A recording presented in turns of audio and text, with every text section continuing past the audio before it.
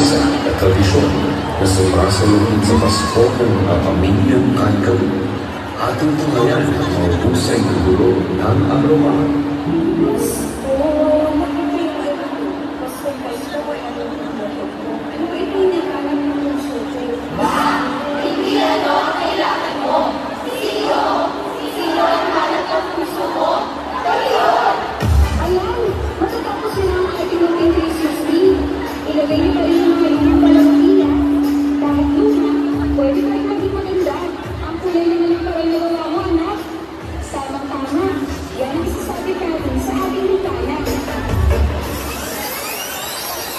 Tao ba to?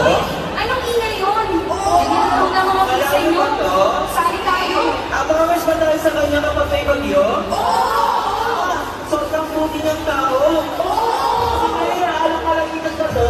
Oo! Yay! Ang sarap na lang na yun. Mukhang tapos sa magluto ng tatay nyo.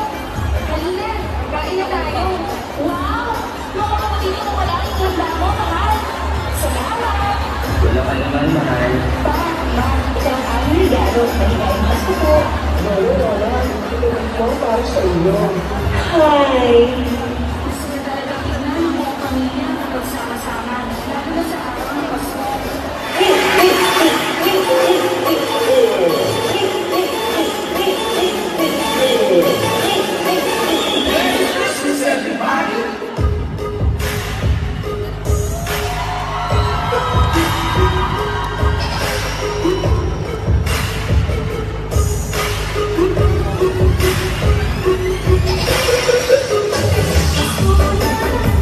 Mga apo, tandaan niyo na ang Pasko ay hindi nasusukat sa dami ng pagkain o regalo.